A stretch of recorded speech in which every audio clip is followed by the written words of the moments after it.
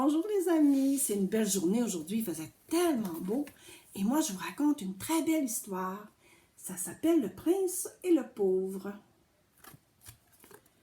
Il y a bien longtemps, dans la vieille ville de Londres, naquit un petit garçon qui s'appelait Tom. Il était issu d'une famille défavorisée d'un quartier pauvre. Au même moment, à Westminster, une place non loin de là, mais tout de même dans un monde à part, un autre petit garçon nommé Édouard vit le jour dans la famille royale. Donc, c'était un petit prince. En grandissant, Tom fut envoyé tous les jours par son père mendier dans les rues pour la nourriture et l'argent. Le père de Tom était vraiment méchant et égoïste. Et si Tom revenait à la maison les mains vides, celui-ci le battait et l'envoyait au lit sans manger. Regardez le papa pas gentil qui dit à son petit garçon « Va quêter, va chercher de l'argent puis de la nourriture. » Alors, on voit le petit garçon qui est en train de mendier. Un jour, désespéré de rentrer chez lui sans rien, Tom tenta de mendier dans un quartier différent. Il erra le long des rues et se retrouva au Palais Royal avant même d'y avoir songé. Bien qu'il sût qu'il était interdit de s'arrêter devant les grilles en fer forgées du palais, sa curiosité l'emporta et il ne put s'empêcher de jeter un coup d'œil à l'intérieur. C'est là qu'il vit le petit garçon qui était né le même jour que lui, le prince Édouard. Alors voilà, on voit le petit prince qui est tout beau, tout chic, qui est à l'intérieur de la cour du palais.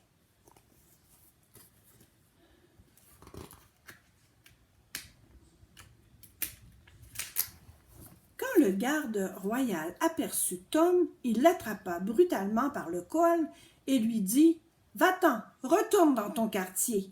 Les pauvres ne sont pas les bienvenus ici. » Le prince Édouard, qui se tenait non loin de l'autre côté de la grille, entendit tout. Il se sentit tellement mal pour Tom. « Ouvrez les portes, ordonna-t-il. « Garde, vous ne devriez pas traiter ce pauvre petit garçon si violemment. » Et il fit entrer Tom avec lui. On voit là le prince qui, je pense qu'il est gentil, puis il dit, non, non, faites-lui pas de mal, parlez-lui pas fort, on va le faire entrer dans la cour. Le prince devina que Tom avait faim. Il fit donc préparer un délicieux festin pour son nouvel ami et lui fit faire le tour du palais. Édouard raconta sa vie royale à Tom et ce dernier trouva cela fantastique. Depuis qu'il était tout petit, Tom avait toujours rêvé d'être un prince. Quand le prince demanda à Tom à quoi ressemblait sa vie, Tom expliqua qu'il passait la plupart de son temps dans les rues et que lorsqu'il n'était pas occupé à parler aux gens et à mendier, il jouait avec ses amis. Le prince, qui était lassé d'être enfermé dans un palais tout seul, trouva cela terriblement amusant. Lui était toujours enfermé au palais, le prince. Alors, il trouvait que son ami, c'était peut-être plus plaisant que lui, qu'est-ce qu'il vivait, mais je ne suis pas certaine.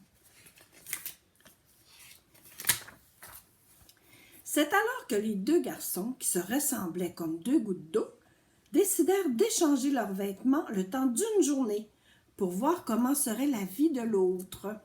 Ils ont décidé d'échanger leurs vêtements. Une fois que le prince Édouard se trouva habillé en pauvre petit garçon, celui-ci pensa qu'il serait amusant d'aller se promener aux alentours de la cour du palais. Mais lorsqu'il arriva à la porte, il fut très surpris. Pourquoi, vous pensez? Le garde, qui était encore fâché d'avoir été réprimandé plus tôt pour avoir tenté de se débarrasser de Tom, prit le prince pour le pauvre parce qu'il avait changé de vêtements. Alors quand il le vit tout seul, il le frappa avec le bout de sa grande épée royale et le jeta hors du palais. Édouard se défendit. « Mais garde, ne me reconnaissez-vous pas? C'est moi le prince Édouard. J'ai mis les vêtements du pauvre. » Mais le garde ne voulut rien entendre. Il ferma les portes et Édouard n'eut plus aucun moyen de retourner au château. Puis Édouard erra dans les rues jusqu'à atteindre Offalcourt. Il avait beau dire à tout le monde dans le quartier de Tom qu'il était le prince, personne ne le croyait. Ils pensèrent tout simplement qu'il était homme et qu'il était devenu fou. Tout à coup, un homme attrapa Édouard et l'emporta. C'était le père de Tom et il était fâché contre le garçon, qui pensait que c'était son fils, naturellement. Il était fâché parce qu'il n'avait pas collecté la moindre pièce de monnaie ou le moindre morceau de pain. Il le ramena donc dans leur misérable cabane. Ah, regardez! Oh, le petit prince, ça va mal aller, hein, pour lui. Au même moment au château, Tom profitait de sa vie de prince.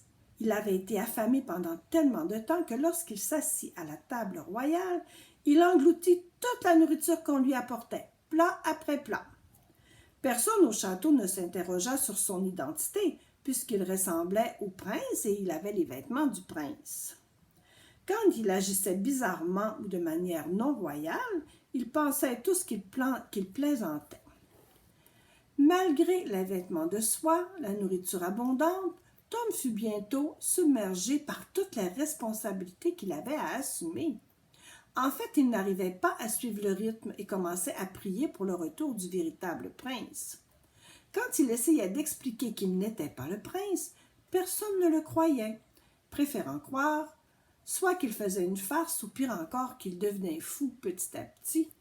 Oh, regarde, il fallait qu'il apprenne plein de choses quand même, hein? La vie de prince, c'est pas si facile que ça, finalement. Puis un jour, un messager arriva avec la nouvelle de la mort du roi Henri, le père du prince. Cela signifiait que le prince était désormais le roi, ce qui voulait aussi dire que tout le monde prenait Tom pour le roi. Qu'allait-il bien pouvoir faire?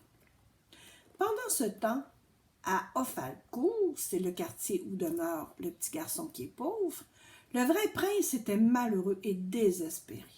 Le père de Tom le traitait comme un esclave. Édouard travaillait, mendiait tous les jours et avec un peu de chance, il avait le droit de manger un bout de pain avant d'aller dormir. Pauvre petit garçon, hein? Je pense qu'il va avoir hâte de retourner au château. Je dois m'échapper d'ici, pensa-t-il. Il se ruait dans les rues et dès qu'il put, il entendit que son père était mort et que le prince était devenu roi d'Angleterre.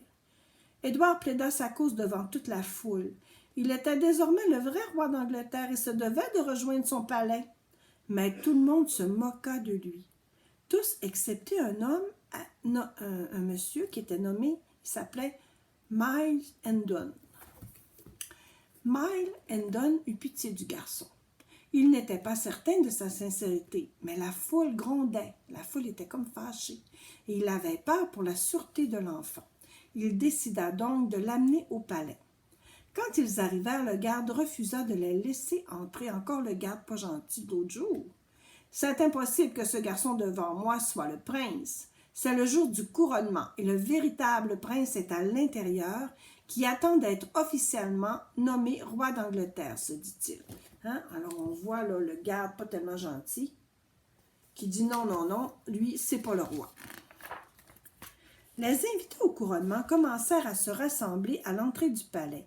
Et quand les portes s'ouvrirent enfin, Édouard et Miles se faufilèrent parmi les invités.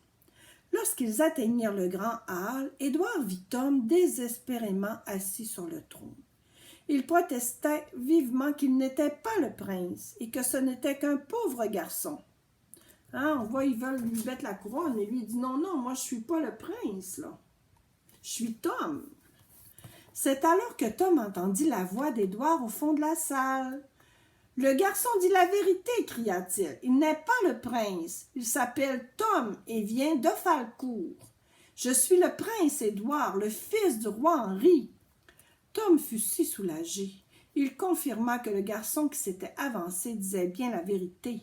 Il était le vrai prince Édouard, dit-il en le désignant. Il devrait être assis sur le trône, mais pas moi. Hein? Alors, on voit les deux petits garçons là, qui sont en train de dire la vérité. Cependant, il ne fut pas aussi facile de reprendre leur rôle chacun. La cour avait bien besoin de preuves. Afin d'élucider la réelle identité des garçons, ils voulurent connaître l'emplacement du grand sceau d'Angleterre. Seul le vrai prince pouvait savoir cela. Heureusement, Prince Édouard savait où il se trouvait, car il l'avait caché dans une armure. Mais quand ils regardèrent, il n'y était pas. Ah, ça va mal. Désespéré de ne pouvoir prouver qui il était, Édouard commença à décrire en détail le sceau. Tout à coup, Tom ria et déclara « Mais je sais où il se trouve. Je n'avais pas réalisé que ce que j'avais pris de l'armure était le sceau. Je l'ai utilisé pour casser des noix. » Tom apporta le seau et toute la cour fut satisfaite de l'explication. Alors, le seau, c'est comme une grosse pièce de monnaie. Hein?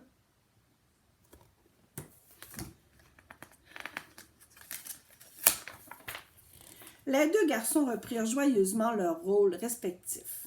Prince Édouard fut couronné roi. Il récompensa Tom en faisant de lui un pupille royal. C'est comme s'il devenait comme son cousin. Et le monsieur qui l'avait sauvé, Miles, fut fait chevalier. Ayant connu la difficulté et la pauvreté, Édouard régna à partir de ce jour avec gentillesse et indulgence. Longue vie au roi Édouard. Hein, il était gentil parce qu'il avait vu qu'est-ce que c'était quand on n'était pas riche, qu'on était pauvre.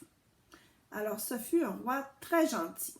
Alors voilà, c'était la belle histoire du prince et le pauvre, des deux petits garçons.